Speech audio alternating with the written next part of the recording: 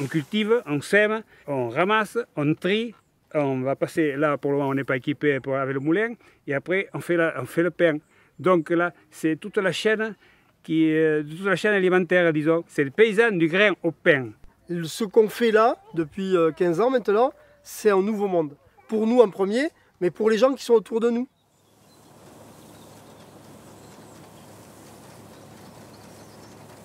On a l'habitude au Pays Basque de faire des talois, donc c'est des galettes de maïs. Et quand j'avais fait moudre ce maïs dans un moulin pour en faire de la farine et que j'avais fait les talois avec, j'avais trouvé mes talois meilleurs que d'habitude. Et en gros, c'est de là qu'est venue l'idée de faire une valorisation pour l'alimentation humaine.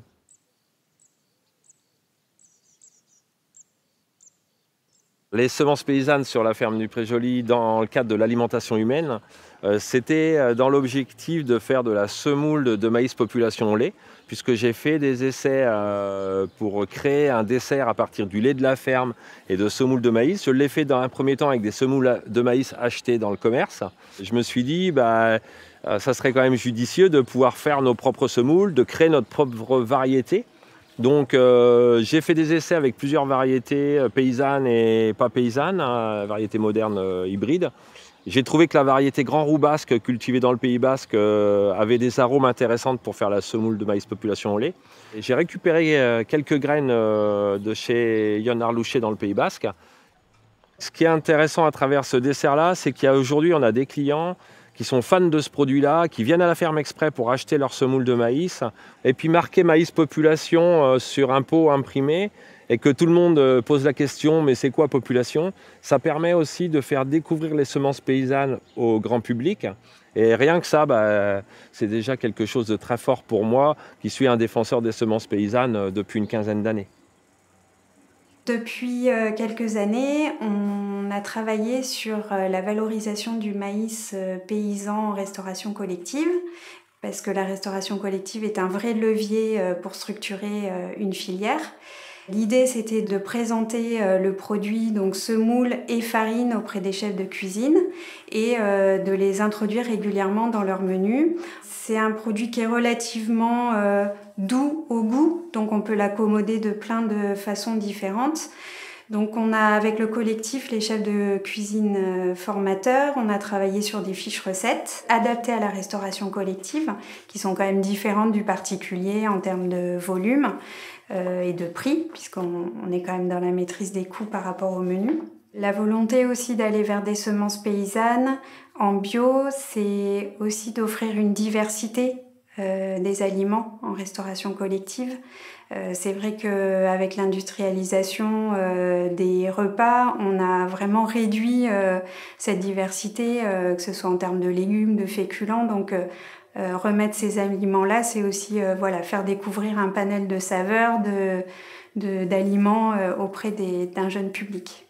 Donc avec le maïs, on fait de la farine, de la polenta, et une sorte de boulgour, le billa, qu'on a ici.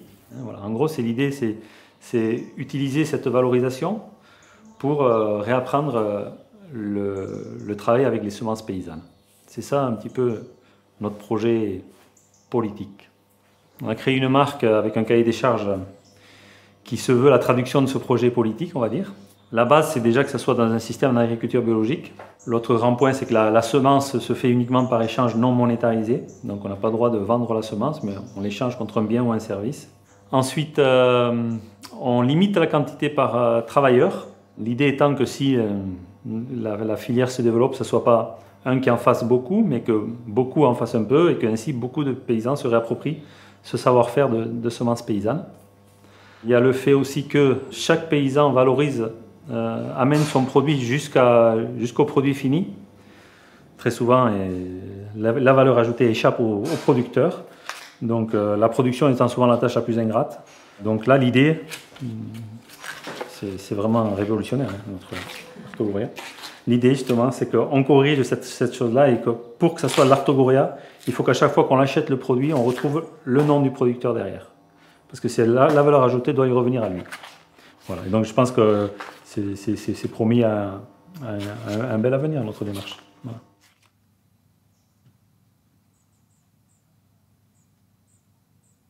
La courge bleue de Hongrie, on l'a découvert il y a 7 ans par un adhérent qui nous l'a ramené. On s'est vite rendu compte qu'elle avait des qualités au niveau gustatif et organoleptique très intéressantes. Bruno m'a proposé de travailler la courge bleue de Hongrie, de la décliner. Donc j'ai décliné de l'entrée jusqu'au dessert. Juste en présentation, on peut la creuser et faire une petite salade avec une julienne de courge bleue. Ici en tarte fine, taillée très finement, où on peut garder la couleur bleue, parce que la peau peut se manger quand c'est finement taillé. Ici, on a fait des chips de courge bleue. Et ici, on a un velouté de courge bleue avec un risotto, avec une fondue de courge bleue, accompagnée d'un barbu aujourd'hui. Là, vous avez une purée de courge bleue. Et ici, en dessert, une tatin de courge bleue avec son sorbet et son petit coulis à la courge bleue. Voilà, c'est un produit qui plaît beaucoup. Ce qui intrigue, c'est sûr, c'est l'écart entre à l'intérieur. Les gens ils disent « Ah, ben elle est comment à l'intérieur ?» Voilà, elle est vachement fluo. Elle est plus sucrée aussi que les autres courges traditionnelles. Ouais. Donc c'est intéressant d'avoir ce type de courges qui sont à la fois de grande qualité gustative, mais aussi d'une très bonne conservation pour pouvoir les garder tout l'hiver, à la fois pour les particuliers qui veulent en cultiver, et puis aussi pour des gens qui voudraient la cultiver pour les vendre à différents types de restauration.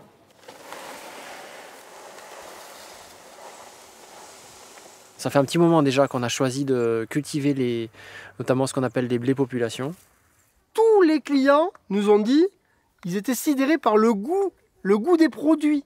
C'est la farine brute sortie du moulin, nettoyée avant et tout, mais c'est de la farine brute et ça a un goût de farine. On se rend compte que en fait, ça crée une qualité boulangère qui est tout autre et ça développe vraiment beaucoup plus d'arômes que des variétés qu'on peut trouver dans le commerce actuellement. Un champ de variétés paysannes, voilà, il a une très grande diversité. Et en fait, cette diversité de couleurs et de hauteurs qu'on peut voir dans les champs, on la retrouve aussi quand on fait le pain. C'est-à-dire que comme un vigneron, il mélangerait des cépages pour arriver à un bon vin, et en fait, on peut mélanger des blés qui vont chacun donner une qualité intrinsèque, soit de force boulangère ou de telle ou telle saveur, qui vont développer tel ou tel arôme dans la pâte. On ne regarde pas forcément les critères analytiques qu'on fait en meunerie classique, bien qu'on fasse des analyses derrière, mais ça c'est plus pour compléter et pour voir que finalement les analyses classiques qu'on fait n'ont pas forcément, étonnamment, ne confirment pas le fait qu'on puisse faire forcément du pain ou pas avec. Ces blés anciens, ils ont un W qui est souvent en dessous de 100.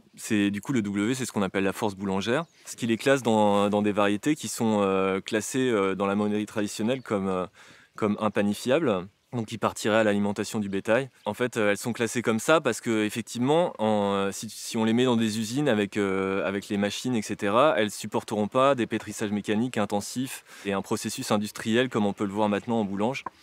Je me suis très rapidement rendu compte que en fait, même toutes les préconisations du CAP de boulange, etc., ils préconisent une mécanisation quand même assez intense. Et en fait, si tu adaptes ces techniques-là à ces blés-là, tu casses tout, en fait, tu casses la pâte parce que c'est des gluten qui sont beaucoup plus lâches, qui sont beaucoup plus soft, on dit.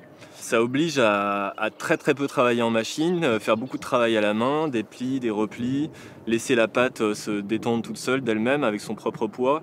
Aujourd'hui, avec l'industrie, on peut faire une baguette en à peine 1h30, 2 heures, alors que moi, c'est sur le vin, je mets à peu près 6 à 7 heures pour faire une fournée entière de fermentation. Mais il faut cette lenteur pour que justement les gluten aient le temps de se dérouler tranquillement. On s'est aperçu de façon flagrante, mais non scientifique, que ces variétés-là étaient quand même plus, si on peut le dire comme ça, digérées ou acceptées. Moi je dis acceptées, comme ça on ne prend pas trop de risques par rapport à tout ce que demande le gluten comme analyse scientifique. Globalement, on a des clients qui remangent du pain et même des tartes avec les farines de blé anciens. Depuis qu'ils mangent des pains faits avec des blés paysans, voilà, ils peuvent de nouveau remanger du pain, c'est quand même chouette. Faire connaître les semences paysannes et travailler ces produits, c'était un engagement de ma part aussi sur la souveraineté alimentaire, sur l'autonomie. De toute façon, pour moi, les semences paysannes, en fait, Elles accompagnent une petite agriculture, pas rentrer dans des gros investissements, pas rentrer dans des courses à la production effrénées. Si quelqu'un veut choisir cette voie-là, qui ne se pose pas avec des semences paysannes, parce qu'en fait ce sera très compliqué de les adapter à un processus de production type industriel.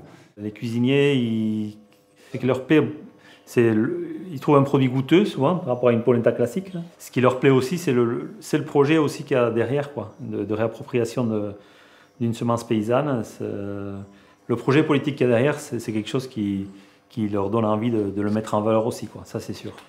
En tout cas ceux avec qui on travaille. Et là, on a des jeunes qui reprennent parce qu'on a autre chose à faire vivre dans nos campagnes. Vu qu'on est parti sur une autre vision du métier de paysan, moi j'appelle des paysans, on n'est pas des agriculteurs, on est paysans. On travaille la terre et le pays. Et on crée un paysage. Et on crée un paysage. C'est ça là, qui appelle une valeur à notre métier.